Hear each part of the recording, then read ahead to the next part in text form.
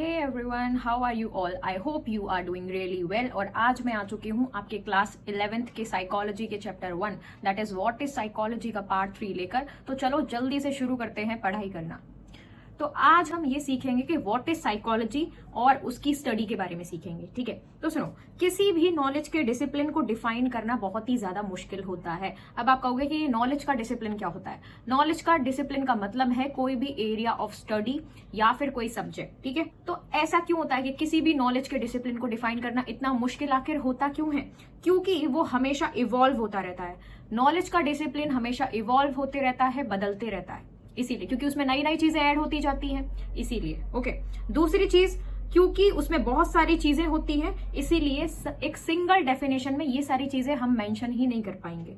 Okay, तो क्या चीजें हमने सीखी कि किसी भी नॉलेज के डिसिप्लिन को डिफाइन करना काफी ज्यादा मुश्किल टास्क होता है, क्योंकि पहली चीज वो नॉलेज का डिसिप्लिन हमेशा इवॉल्व करता रहता है, और दूसरी चीज क्योंकि उसके अंदर इतनी सारी चीजें होती हैं, वो इतनी सारी चीजों को कवर करता है कि एक सिंगल डेफिनेशन में ये सारी चीजें फिट ही नहीं हो पाएंगी। तो ये हमने सीखा। अब बात करते हैं कि ये चीज जो साइकोलॉजी का सब्जेक्ट है उस पे तो और ही ज्यादा अप्लाई होती है। ठीक है, ये चीज साइकोलॉजी के लिए और भी ज्यादा सच है। पहले के जमाने में जो स्टूडेंट्स होते थे उनको बताया जाता था कि साइकोलॉजी 2 ग्रीक शब्दों से मिलकर बनी है। पहला शब्द है साइकी, जिसका मतलब है सोल या फिर आत्मा। ठीक है, और लोगोस का मतलब होता है स्टडी या फिर साइंस, मतलब किसी चीज का अध्ययन करना। ओके, तो पहले साइकोलॉजी का मतलब था आत्मा या मन का अध्ययन करना। ओके, लेकिन अब साइकोलॉजी ने इससे काफी दूर तक प्रोग्रेस कर लिया है। ठीक है, अब ये एक साइंटिफिक डिसिप्लिन बन चुकी है जो ह्यूमन एक्सपीरियंस और बिहेवियर के पीछे के प्रोसेसेस को स्टडी करती है। वापस से सुनना, साइकोलॉजी अब सिर्फ साइकी और सिर्फ सोल वाली चीज से काफी आगे जा चुकी है। अभी जो साइकोलॉजी है वो एक ऐसा साइंटिफिक डिसिप्लिन बन चुकी है जो ह्यूमन एक्सपीरियंस और बिहेवियर के पीछे के प्रोसेसेस को स्टडी करने लगी है। ठीक है, अब हम देखेंगे कि साइकोलॉजी क्या क्या स्टडी करती है। ये जो साइकोलॉजी होती है वो अलग अलग लेवल्स पे काम करती है। पहला लेवल है इंडिविजुअल लेवल, मतलब एक पर्सन के लेवल पे साइकोलॉजी क्या क्या स्टडी करती है। दूसरी चीज है डायडिक, मतलब 2 लोगों के बीच। तीसरी चीज है कि ग्रुप में साइकोलॉजी क्या क्या स्टडी करती है। फिर आता है ऑर्गेनाइजेशनल साइकोलॉजी। ठीक है, तो इन सभी चीजों का बेस बायोलॉजिकल भी हो सकता है और सोशल भी हो सकता है, इसलिए उन्हें स्टडी करने के लिए जो मेथड्स होते हैं वो अलग अलग होते हैं। ठीक है, अब बात करते हैं कि डिसिप्लिन को कैसे डिफाइन किया जाता है। किसी भी डिसिप्लिन को कैसे डिफाइन किया जाता है वो सीखते हैं। एक डिसिप्लिन को ना 2 तरीके से डिफाइन किया जा सकता है। पहली चीज वो क्या स्टडी करता है, व्हाट डज इट स्टडी, और दूसरी चीज वो कैसे स्टडी करता है, हाउ डज इट स्टडी। ठीक है, तो कैसे स्टडी करता है इस वाले मेथड से हम किसी डिसिप्लिन को ज्यादा अच्छे से डिफाइन कर सकते हैं। व्हाट वाले से उतने अच्छे से डिफाइन नहीं कर सकते, लेकिन हाउ वाली चीज से हम ज्यादा अच्छे से डिफाइन कर सकते हैं। इस हिसाब से साइकोलॉजी को जो फॉर्मली डिफाइन किया गया था वो था कि साइकोलॉजी एक ऐसी साइंस है जो mental processes, experiences and behaviour को अलग अलग कॉन्टेक्ट्स में स्टडी करती है। ठीक है, साइकोलॉजी कैसी साइंस थी कि जो मेंटल प्रोसेसेस, एक्सपीरियंसेस और बिहेवियर को अलग अलग कॉन्टेक्स्ट में स्टडी करती है। इसके लिए जो साइकोलॉजी होती है वो बायोलॉजिकल एंड सोशल साइंस के मेथड्स का यूज करती है। फिर डेटा को सिस्टमैटिकली कलेक्ट करती है, फिर डेटा को अंडरस्टैंड एंड फिर उसको नॉलेज में कन्वर्ट करती है। ठीक है, देखो साइकोलॉजी जो होती है वो क्या करती है। साइकोलॉजी सबसे पहले बायोलॉजिकल और सोशल साइंसेस के मेथड्स का यूज करना, कुछ मेथड्स को यूज करके डेटा को सिस्टमैटिकली कलेक्ट कर लेना, कोई मेथड यूज करके डेटा को सिस्टमैटिकली कलेक्ट कर लेना, फिर उस डेटा को अंडरस्टैंड करना और उसको नॉलेज में कन्वर्ट कर देना। पहले कुछ मेथड्स होने चाहिए तो कलेक्ट कर पाओगे, कलेक्ट करने के बाद समझो और समझने के बाद उसको नॉलेज में कन्वर्ट करो। ये सारी चीजें होती हैं जिस तरीके से साइकोलॉजी काम करती है। अभी हम इस बात को एक एग्जाम्पल से समझते हैं। ठीक है, कि बायोलॉजिकल और सोशल साइंसेस के मेथड को कैसे यूज किया जाता है, फिर वहां से डेटा कैसे कलेक्ट किया जाता है, फिर उस डेटा को अंडरस्टैंड कैसे करते हैं और उसे नॉलेज में कैसे कन्वर्ट किया जाता है, उसे एक अच्छे से एग्जाम्पल के साथ आपको समझाती हूँ। तो मान लो फॉर एग्जाम्पल अगर एक साइकोलॉजिस्ट है जो कि स्टडी करना चाहता है कि एग्जाम स्ट्रेस का स्टूडेंट्स के परफॉर्मेंस पे क्या इफेक्ट होता है, ठीक है, इस एग्जाम्पल से तो आप सभी ज्यादा अवेयर ही होगे, that's why I have chosen this example.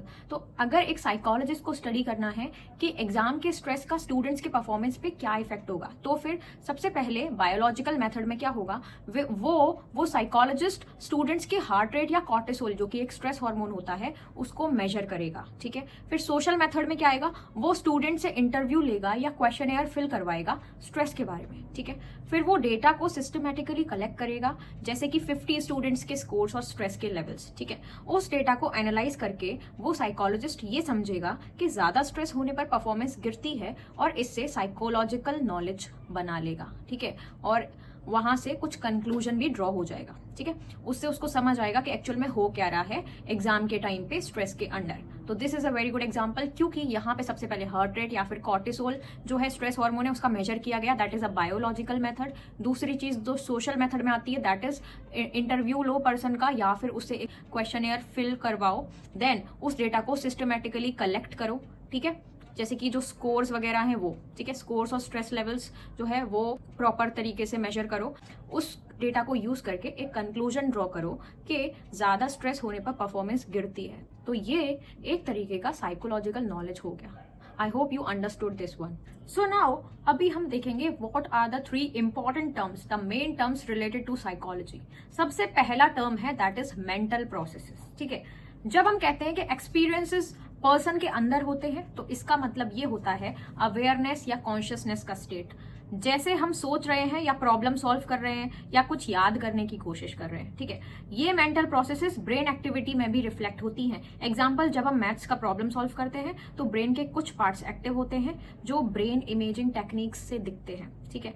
लेकिन ब्रेन एक्टिविटी और मेंटल प्रोसेसेस एक जैसे नहीं होते, ये इंटरडिपेंडेंट यानी एक दूसरे के ऊपर डिपेंडेंट होते हैं, लेकिन सेम नहीं होते। क्या सेम नहीं होता? ब्रेन एक्टिविटी और मेंटल प्रोसेसेस जो होते हैं वो सेम नहीं होते, बट एक दूसरे पे डिपेंडेंट होते हैं। माइंड का कोई फिजिकल स्ट्रक्चर नहीं होता और ना ही कोई फिक्स्ड लोकेशन। हम माइंड की बात कर रहे हैं, ठीक है।